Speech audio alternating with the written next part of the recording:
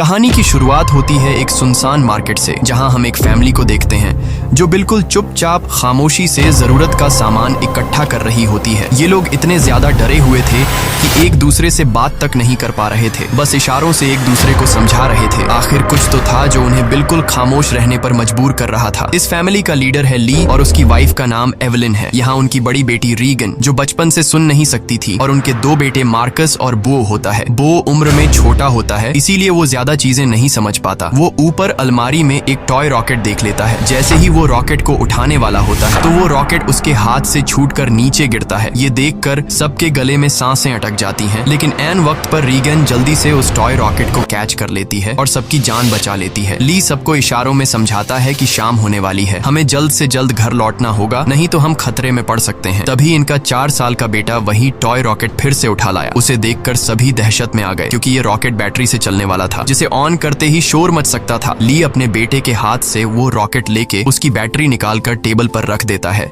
इसके बाद वो सभी घर के लिए निकलने लगे, लेकिन बो उस रॉकेट को साथ ले जाने की बार बार जिद कर रहा था। इसलिए रीगन चुपके से इस बिना बैटरी वाले रॉकेट को उसके हाथ में थमा देती है और वो भी स्टोर से बाहर आ गई। पर तभी उस बच्चे ने रॉकेट की बैटरियां भी उठा ली। इसके बाद ये चारों लाइन से घर की तरफ निकल पड़े। तब हम देखते हैं कि रोशनियों से चमकने वाला ये शहर कभी गाड़ियों के शोर और इंसानों की भीड़ से भरा रहता, मगर आज ये शहर पूरी तरह से वीरान और सन्नाटे में डूबा हुआ है। यहाँ इंसान तो दूर बल्कि परिंदों की भी आवाज नहीं सुनाई देती। हर तरफ एक खौफनाक सी खामोशी छाई हुई है। पूरी दुनिया में अब कमतर ही लोग जिंदा बचे हैं, जिनमें ये 5 लोग भी शामिल हैं। यहाँ हम देखते हैं कि उन्होंने लाइन से अपने घर तक रेत बिछाया हुआ है और ये लोग इस पर नंगे पांव चल रहे थे ताकि कदमों की भी आहट न हो। वहीं मासूम बो रीगन के पीछे था। वो रॉकेट को लेकर बहुत खुश था। तभी बो ने रॉकेट में बैटरी लगाकर उसे ऑन कर दिया, जिससे उस रॉकेट में म्यूजिक बजने लगा। रीगन सुन नहीं सकती थी, इसलिए आवाज पर उसका ध्यान ही नहीं गया, लेकिन जब ली और एवलिन ने उसे सुना तो वो दोनों बहुत ज्यादा घबरा गए। तभी अचानक घने जंगलों के बीच से निकलकर गोली की रफ्तार से भागता एक खौफनाक मॉन्स्टर बो की तरफ बढ़ने लगा। ली जल्दी से खिलौने को बंद करने के लिए बो की तरफ तेजी से दौड़ता है, लेकिन तब तक बहुत देर हो चुकी थी। वो मॉन्स्टर बो को अपने साथ ले गया। उसके बाद हमें 1 साल के बाद का सीन दिखाया जाता है। ली और उसकी फैमिली ने इस हालात में जीना सीख लिया था। ली ने अपने घर में एक रिसर्च रूम बना लिया था, जहां उसने उस मॉन्स्टर के बारे में पूरी जानकारी हासिल कर ली थी। यहाँ हमें पता चलता है कि वो खौफनाक मॉन्स्टर जो बिल्कुल धीमी सी आवाज को भी कई किलोमीटर दूर से डिटेक्ट कर लेता है। अच्छी बात ये थी कि वो मॉन्स्टर पूरी तरह से अंधे थे, लेकिन उनकी सुनने की ताकत इतनी तेज थी कि वे हवा में जरा सी वाइब्रेशन और धीमी से धीमी आवाज को भी महसूस कर सकते थे। अगर कोई इंसान जोर से सांस भी ले तो उसे भी महसूस करके ये मॉन्स्टर बिजली की रफ्तार से उसकी ओर दौड़ पड़ते थे और उस इंसान को कुछ ही सेकंड में खत्म कर देते थे। साथ ही साथ इन मॉन्स्टर्स की चमड़ी लोहे से भी ज्यादा मजबूत थी, जो उन्हें बंदूक की गोली और किसी भी हथियार से प्रोटेक्ट करती थी। दरअसल आज से 1 साल पहले ये मॉन्स्टर स्पेस से आए एक मेट्रॉइड के जरिए इस धरती पर आए। ये मॉन्स्टर्स इतने ज्यादा तेज रफ्तार थे कि कुछ ही वक्त में ये पूरी धरती में फैल गए और इस दुनिया से लगभग सभी इंसानों का नामो निशान मिटा दिया। इन मॉन्स्टर्स से बचने का सिर्फ एक ही तरीका था, और वो था बिल्कुल शांत रहना, जो कि ली और उसकी फैमिली ये राज जान चुके थे। इसलिए उन्होंने खुद की पूरी तरह से सेफ्टी कर ली थी। ली ने अपने घर के चारों तरफ सीसीटीवी कैमरास लगा दिए थे ताकि मॉन्स्टर के आने की खबर उनको लग सके। साथ ही उसने सीढ़ियों और रास्ते में कदम रखने वाली जगह पर एक खास तरह के निशान लगाए थे ताकि उन क्रीचर्स को उनकी पैरों की आहट भी ना आ सके। और ली ने अपने घर में एक अंडरग्राउंड बंकर भी बनाया था, जहाँ ये इन मॉन्स्टर्स पर रिसर्च करता था। उसने ये भी पता लगा लिया था कि इस इलाके में कुल 3 मॉन्स्टर मौजूद हैं। अब ली उन मॉन्स्टर की कमजोरी के बारे में जानने की कोशिश कर रहा था। साथ ही साथ ली रेडियो के जरिए पूरी दुनिया में हेल्प का सिग्नल भेज रहा था, लेकिन अब तक उसका किसी से भी कांटेक्ट नहीं हो पाया था। यहाँ हमें पता चलता है कि एवलिन प्रेग्नेंट है और जल्द ही वो एक बच्चे को जन्म देने वाली है। अब क्योंकि ये बच्चा पैदा होने पर रोने लगेगा, इसलिए उन्होंने अपने आने वाले बच्चे के लिए एक साउंड प्रूफ बॉक्स बना लिया है, ताकि जब भी अगर बच्चा रोए तो उसके मुंह पर ऑक्सीजन मास्क रखकर उसे उस बॉक्स में छुपा दें, जिससे उस मॉन्स्टर को बच्चे की रोने की आवाज नहीं आएगी। इस मुश्किल हालात में मॉन्स्टर से बचने के लिए रेडी रहना बहुत जरूरी था, लेकिन ली की बड़ी बेटी बेटी रेगन सुन नहीं सकती थी और ये कमी उसके लिए एक बड़ी मुसीबत बन सकती थी। इसलिए ली इसकी इस कमी को दूर करने की कोशिश में था। ली अपनी बेटी रेगन के लिए एक कॉक्लियर हीरिंग एम्पलीफायर बनाता है और ली वो एम्पलीफायर रेगन को दे देता है। लेकिन रेगन इस एम्पलीफायर को लेकर खुश नहीं थी, क्योंकि उसे लगता था कि हमेशा की तरह ये एम्पलीफायर भी काम नहीं करेगा, क्योंकि ली अपनी बेटी रेगन के लिए पहले भी कई एम्पलीफायर बना चुका था। इसलिए रेगन पहले तो इस एम्पलीफायर को गिरा देती, लेकिन जब वह उस एम्पलीफायर को टेस्ट करती है तो ये एम्पलीफायर काम कर रहा होता है। बाहरी दुनिया की आवाज सुनते ही वो खुशी के मारे रोने लगती है और साथ में रेगन को अपने छोटे भाई की याद भी आती है। रेगन आज भी खुद को अपने भाई की मौत का जिम्मेदार ठहराती है। इससे लगता है कि अगर उस दिन वो अपने भाई को टॉय रॉकेट नहीं देती तो आज उसका भाई जिंदा होता। रेगन अपने पिता के काम में हाथ बटाकर खुद को साबित करना चाहती थी, इसलिए रेगन अपने पिता के अंडरग्राउंड बंकर की तरफ जाने लगती है।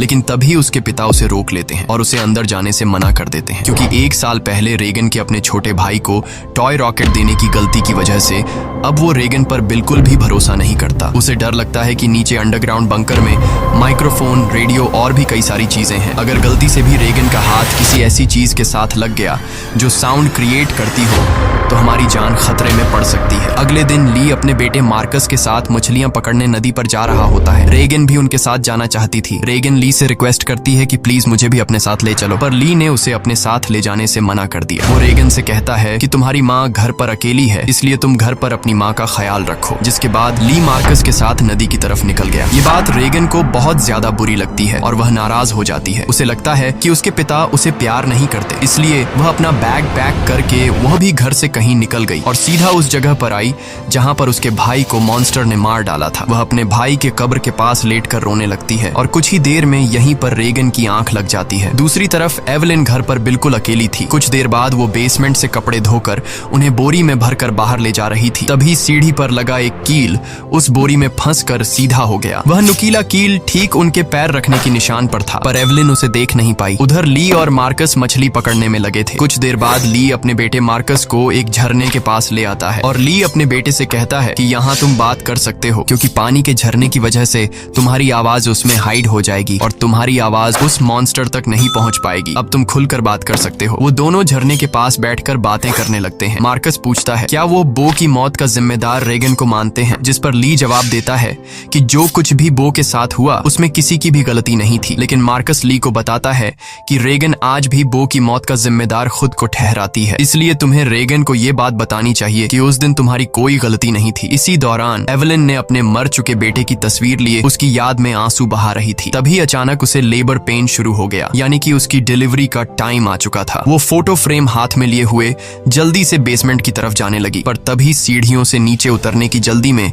उसका पैर उस नुकीले कील पर धंस गया। एवलिन दर्द से तड़प उठी, पर उसने अपने मुंह से आवाज नहीं निकाली। लेकिन उसके हाथ से उसके बेटे का फोटो फ्रेम छूट गया और तेज आवाज के साथ नीचे गिरकर टूट जाता है। एवलिन ने जैसे तैसे करके अपने पैर को खींचकर उस कील से बाहर निकाला। इस दौरान उसे इतनी तकलीफ हुई कि उसका चेहरा पूरी तरह से लाल हो गया, लेकिन वो खुद पर काबू रखते हुए अपने मुंह से आह तक नहीं निकालती, क्योंकि उसे पता था कि आवाज निकालने का मतलब अपनी मौत को दावत देना है। वो लंगड़ाती हुई नीचे आकर लाइट का स्विच ऑन करती है, जिससे बाहर रेड लाइट जल पड़ी। अब वो वापस ऊपर की तरफ लौटने लगी, पर तभी उसने कुछ देखा जिससे उसके गले में सांस अटक गई। असल में वो मॉन्स्टर उसके घर तक पहुंच चुका था। दरअसल जब एवलिन के हाथ से वो फोटो फ्रेम गिर गया था तो उस आवाज को मॉन्स्टर ने सुन लिया था। डर से कांपती एवलिन दीवार के पीछे छिप गई। दूसरी तरफ ली और मार्कस मछलियां पकड़कर घर वापस लौट रहे थे। तभी दूर से उन्होंने देखा कि घर के चारों ओर रेड लाइट जल रही है। ली समझ गया कि एवलिन खतरे में है। वह तुरंत घर की तरफ भागा। उधर बेसमेंट में छिपी एवलिन डर के मारे कांप रही थी और वो मॉन्स्टर उसे घर के हर एक कोने में ढूंढ रहा था। तभी एवलिन को बेसमेंट में एक टाइमर मिला। यहाँ एवलिन समझदारी से काम लेते हुए उस टाइमर में कुछ सेकंड्स का टाइम सेट करके उसे एक कोने में रख देती है और जल्दी से एक दूसरे कोने में आकर चुप जाती है। इतने में वो मॉन्स्टर वहाँ हलचल महसूस कर लेता है और वो धीरे धीरे उस हलचल वाली जगह की तरफ बढ़ने लगा। वो एवलिन के काफी करीब था। एक तो एवलिन को लेबर पेन हो रहा था और दूसरा उस मॉन्स्टर का डर था। लेकिन एवलिन अपने आप को पूरी तरह से कंट्रोल करके बिल्कुल चुपचाप बैठ जाती है। तभी टाइमर में अलार्म बजा, जिसे सुनते ही वो मॉन्स्टर तेजी से उस डायरेक्शन में भागा। मौके का फायदा उठाते हुए एवेलिन जल्दी से अंडरग्राउंड बेसमेंट से बाहर निकली, पर वो जैसे ही मेन डोर से बाहर निकलने वाली थी तो उसने देखा कि एक और मॉन्स्टर घर के बाहर यहाँ वहाँ घूम रहा है। इसलिए एवेलिन वहीं पर दीवार के साथ छिप गई। उधर ली मार्कस के साथ दूर से ये सब कुछ देख रहा था। ली समझ गया कि अगर मैं अपनी बीवी को बचाने के लिए घर पर जाऊंगा तो मैं अपनी बीवी को बचाने के बजाय हम दोनों की जान जा सकती है, क्योंकि उस मॉन्स्टर की बॉडी इतनी सख्त है कि उसे बंदूक से मार पाना इम्पॉसिबल है। इसलिए वह अपने पहले से बनाए हुए एक प्लान पर काम करने लगा। ली ने जल्दी से मार्कस को टॉर्च दिया और उसे जल्दी फ्लेयर रॉकेट चलाने को कहा, जो उन्होंने घर से दूर एक जगह पर पहले ही वहां सेट कर रखे थे। जिसके बाद मार्कस तेजी से रॉकेट की तरफ भाग निकला। दूसरी तरफ एवेलिन ऊपरी मंजिल में मौजूद बाथ टब में भाग आई थी। वह बहुत ज्यादा तकलीफ में थी। अब वह और ज्यादा देर तक बच्चे को रोक नहीं सकती थी। वह बस बच्चे को जन्म देने ही वाली थी कि उसकी सिसकियों की आवाज को महसूस करता हुआ वो मॉन्स्टर बाथरूम के करीब आ चुका था। एवेलिन को समझ आ चुका था कि अब जिंदा बच पाना नामुमकिन है। तभी उधर मार्कस ने रॉकेट्स चला दिए, जिससे आसमान में तेज आवाज के साथ फ्लेयर्स शुरू हो गईं, जिसे सुनकर वह मॉन्स्टर एवेलिन को यहीं पर छोड़कर तेजी से उस आवाज की तरफ भागा। और उसी पल दर्द को दबाए बैठी एवेलिन जोर से चीख पड़ी, जिसकी आवाज रॉकेट्स के शोर में दब जाती है। ये रॉकेट्स का शोर और लाइट्स दूर से रेगन भी देख लेती है और वह घर की तरफ निकल पड़ती है। थोड़ी देर बाद ली बंदूक लेकर घर के अंदर आया। उसने देखा कि सीढ़ियों पर पैरों के खून के निशान लगे हुए हैं। वह उन निशानों का पीछा करते हुए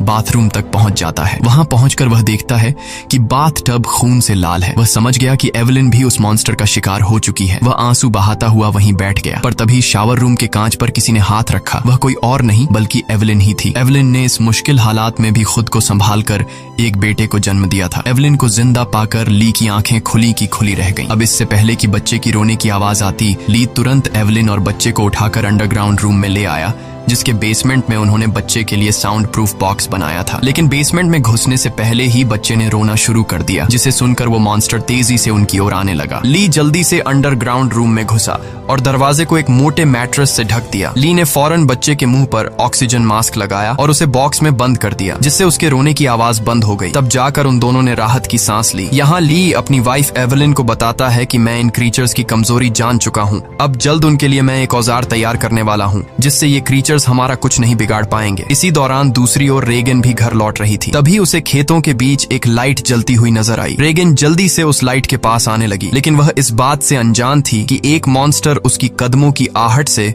उसके पीछे चलता आ रहा था। जैसे ही वह मॉन्स्टर रेगन को मारने के लिए उसके काफी करीब आया, तभी अचानक रेगन की कान की मशीन से एक नुकीली और तेज फ्रीक्वेंसी निकलने लगी। इस नुकीली आवाज से वो मॉन्स्टर तड़पने लग जाता है, जैसे ये आवाज उस मॉन्स्टर के कान के अंदर सुई की तरह चुभ रही हो। इस आवाज को ये मॉन्स्टर ज्यादा देर तक बर्दाश्त नहीं कर पाता और जल्दी वहां से भाग गया। वहीं यह आवाज रेगन के कानों को भी चुभ रही थी, पर जैसे ही वह मॉन्स्टर वहां से भागा, रेगन के कान में तकलीफ बंद हो गई। लेकिन रेगन को समझ नहीं आया कि आखिर उसके कान की मशीन ने ऐसा क्यों किया। वह इस पर ज्यादा ध्यान न देते हुए लाइट के पास पहुंच जाती है। तभी उसने पाया कि वो रोशनी एक टॉर्च की थी। जैसे ही रेगन उस टॉर्च को उठाने गई, तभी अचानक किसी ने उसका हाथ पकड़ लिया। वो कोई और नहीं बल्कि मार्कस था, जो डर से कांपता हुआ यहाँ छिपा हुआ था। अपनी बहन को देख मार्कस की घबराहट दूर हो गई। वह रेगन से कहता है कि मैं झाड़ियों से तुम्हें छुपकर देख रहा था। तुम्हारे पीछे वो मॉन्स्टर भी आ रहा था, लेकिन पता नहीं वह मॉन्स्टर तुम्हारे करीब आते ही अचानक भाग गया। ये सुनकर रेगन बहुत ज्यादा डर जाती है, क्योंकि उसे ये भी पता नहीं था कि उसके पीछे मॉन्स्टर आ रहा है। वही दूसरी तरफ एवेलिन को अपने बच्चों की चिंता हो रही थी। वो ली से कहती है, मुझे डर लग रहा है कि कहीं उस मॉन्स्टर ने मेरे बच्चों को खा नहीं लिया हो। तुम जल्दी से मेरे बच्चों को ढूंढ लाओ। इसीलिए ली अंडरग्राउंड रूम में अपनी वाइफ और बच्चे को सुलाकर वहां से बाहर निकलता है। पहले वह यहाँ वहां खतरा ढूंढने लगता है, मगर अब वह मॉन्स्टर भी वहां से जा चुका था। पर उसने पूरा घर तहस नहस कर दिया था, जिससे वहां मौजूद पानी का एक पाइप भी टूट गया था और पानी सीधा नीचे अंडरग्राउंड रूम में जा रहा था। लेकिन ली का इस पर ध्यान नहीं गया और वह बच्चों को ढूंढने खेतों की ओर निकल पड़ा। इस दौरान उधर मार्कस और रेगन अनाज रखने वाली टंकी के ऊपर छिपे हुए थे और आग लगा लेते हैं, ताकि इस आग को देखकर उनके पिता यहाँ आ जाए। ली भी अपने बच्चों को यहाँ वहां ढूंढने लगता है। कुछ देर बाद पानी के शोर से एवेलिन की आंख खुल जाती है। उसने देखा कि पूरा बेसमेंट पानी से भर चुका था। पानी ऊपर से झरने की तरह बहकर नीचे आ रहा था। इतने में एवेलिन की नजर अपने बच्चे की बॉक्स पर पड़ी।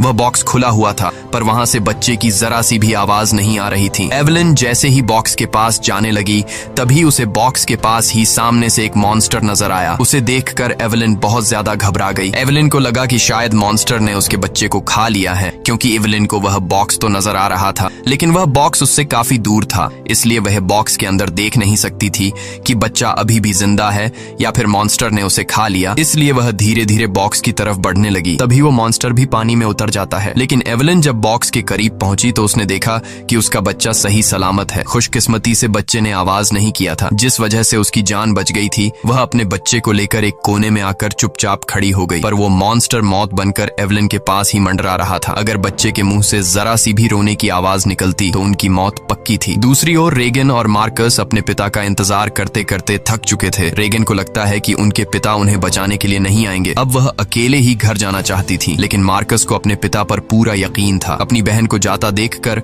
मार्कस उसे रोकने की कोशिश करता है, लेकिन जैसे ही वह अपनी बहन को रोकने के लिए आगे बढ़ता है तो अनाज की टंकी का दरवाजा खुलकर वह उसके अंदर गिर जाता है। गिरते वक्त मार्कस के मुंह से तेज आवाज निकल जाती है, जिसे सुनते ही वह मॉन्स्टर जो एवलिन को घर में ढूंढ रहा था वह फौरन उस आवाज के पीछे भाग पड़ा, जिससे एवलिन तो बच गई, लेकिन अब मार्कस की जान खतरे में पड़ गई थी। अनाज से भरी वो टंकी दलदल की तरह थी, जिसके अंदर फंसा मार्कस बाहर आने के लिए जितना जोर लगा रहा था उतना ही वह उसके अंदर धंसता जा रहा था। यहाँ रीगन टंकी का दरवाजा तोड़कर उसे नीचे अनाज में फेंक देती है और खुद भी नीचे टंकी में कूद जाती है। मार्कस जैसे ही अनाज में डूबने वाला था, रीगन उसे पकड़कर बाहर निकाल लेती है और ये दोनों दरवाजे के ऊपर बैठ जाते हैं, जिससे उनकी जान बच जाती है। लेकिन इन दोनों की हलचल को मॉन्स्टर ने सुन लिया था, इसलिए वो मॉन्स्टर खेत के रास्ते से तेजी से होते हुए टंकी की तरफ बढ़ता है। ली मॉन्स्टर को तेजी से टंकी की तरफ जाता हुआ देखकर समझ जाता है कि उसके दोनों बच्चे अनाज के टंकी के पास हैं। रीगन ने मार्कस की जान तो बचा ली थी, लेकिन उसका कोई फायदा नहीं होने वाला था, क्योंकि इतने शोर शराबे के बाद मौत का साया तेजी से उनकी तरफ बढ़ रहा था। अगले ही पल वो मॉन्स्टर भी टंकी के अंदर कूद पड़ा। वो उन दोनों को मारने के लिए जैसे ही आगे बढ़ा, तभी रीगन की कान की मशीन से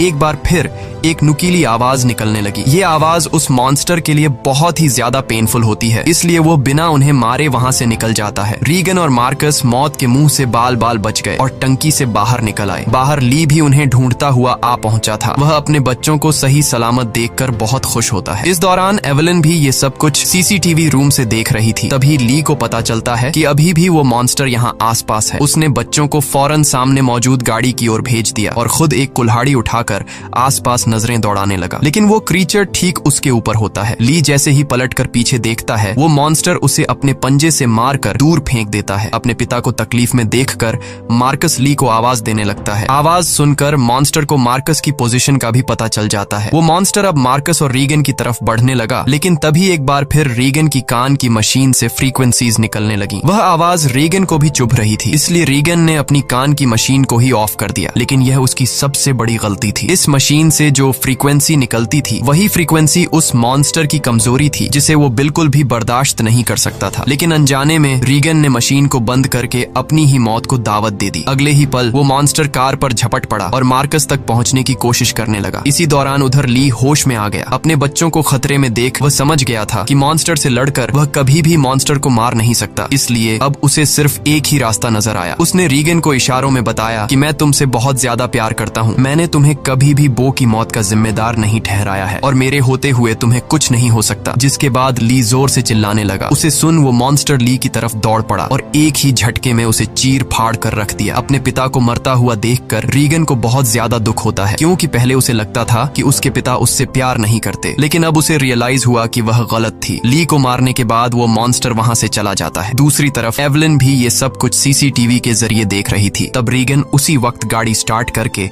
अपने भाई के साथ घर आ पहुंचती है। एवलिन ने अपने बच्चों को सही सलामत देखते ही सीने से लगा लिया। तभी एवलिन ने देखा कि वो मॉन्स्टर एक बार फिर से उनकी तरफ आ रहा है। इसके बाद ये लोग जल्दी से घर के अंदर चले जाते हैं, जहां मार्कस और रीगन अपने छोटे भाई को देखते हैं। रीगन देखती है कि उसके फादर उसके कोक्लियर इम्प्लांट के लिए कितनी मेहनत कर रहे थे। अब वो अपने फादर को बहुत ज्यादा मिस करने लगती है। कुछ देर बाद वह मॉन्स्टर उनके घर घुस आया। एवलिन यहाँ बंदूक तान कर उसके सामने खड़ी हो गई। एवलिन के पास बंदूक तो थी, पर वह जानती थी कि उसकी गोली उस मॉन्स्टर की मोटी खाल का कुछ नहीं बिगाड़ सकती, इसलिए अब उन्हें अपनी मौत अपनी आंखों के सामने नजर आ रही थी। लेकिन जैसे ही ये मॉन्स्टर उन लोगों को मारने के लिए आगे बढ़ा, तभी अचानक रीगन के कान में तकलीफ होने लगी। लेकिन दूसरी तरफ उसने देखा कि वो मॉन्स्टर भी अचानक तड़पने लगा। यानी जैसे ही रीगन के कानों में तकलीफ शुरू हुई, तभी दूसरी तरफ वो मॉन्स्टर भी उससे कई गुना ज्यादा तकलीफ महसूस करने लगा। रीगन समझ जाती है कि उसके कान में लगी मशीन जो उसके पिता ने बनाई थी, उसका इस मॉन्स्टर के साथ कोई कनेक्शन है। तभी रीगन का ध्यान अपने पिता के रिसर्च पर गया, जिससे रीगन को पता चला